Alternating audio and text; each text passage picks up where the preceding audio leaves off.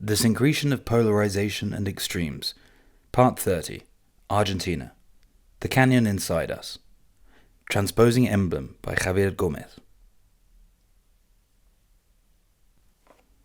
Sorry to confuse you, but all that you know is wrong, and there's just no name for what's gone on. Antimatter, everything you know is wrong. Like most of us, I grew up in a mostly polarized social environment. There was us versus them conditioning, a binary conception of the world that seemed to be embedded in the average psyche. When I was a kid, it was most evident in football. My city has two major teams whose fans have always hated the other side with a vehemence that wouldn't be out of place in a late 80s action movie, and the same scenario is repeated in most of the country, with varying degrees of violence, to this very day. When I started growing up, the pattern kept appearing in different settings. One of my harshest memories of this is in the form of high school pestering. I wouldn't go so far as to call it bullying. When I was 14, I became obsessed with music. It was the grunge era, and that scene brought about my first serious crush with distorted guitars and angst-ridden lyrics. From there, I delved into all kinds of music across the spectrum. In a couple of years, I had amassed a decent collection of mostly pirated tapes, where classic death metal from Florida coexisted with foundational albums from the 60s and synth pop. Having an eclectic music taste was and still is a source of pride for me. I also thought it made me cool, so I talked about music all the time and recommended artists to anyone within range. One day, I was wearing a Rolling Stones hoodie while praising Anthrax, and I started getting heckled by a guy whose main function in life seemed to be harassing everyone.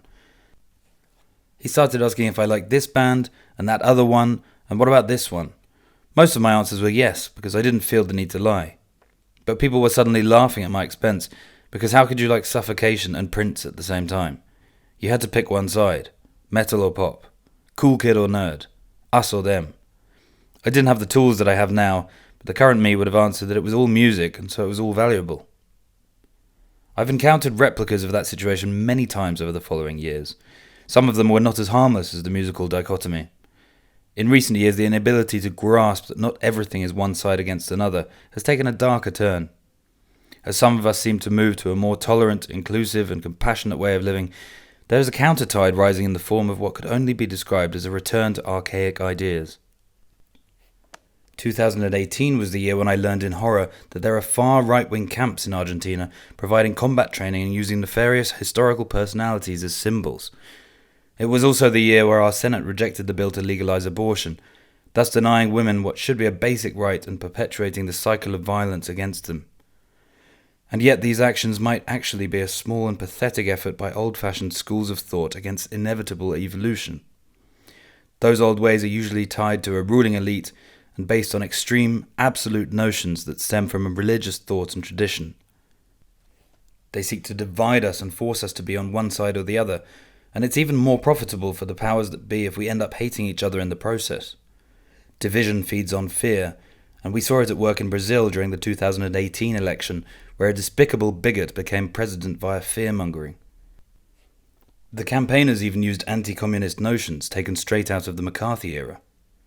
But I think there's a simple explanation for this, and I believe we shouldn't see it as an us or them situation. Or maybe we should, but at an individual level. There's a rift in all of us, implanted as we grow up and learn about life. We are taught to perceive everything as a dual scenario, and one of the sides always has to win to conquer the other.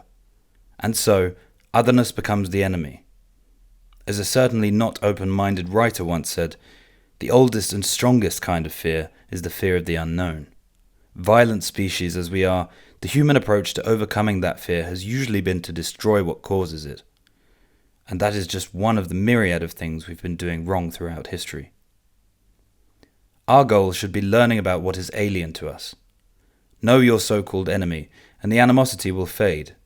But to achieve that, one has to delve deeper into the inner foe, the one that's on the other side of the canyon inside us. The tiny, angry voice that shouts in frustration because it doesn't want to see that we're all the same. We all have one of those pesky voices, as proved constantly to be the open-minded individuals who suddenly become conservative when they approach middle age. I know many of those. I went to school with them. They're wrong, but we should teach them why instead of calling them names. I struggle to shut the inner reactionary's words down and understand what they're saying at the same time. When I do this, I find that there are always more than two sides, and that all their points of view might be valid in some way, except for the intolerant ones. We should send those to the void of forgotten thoughts, so that they can never come back.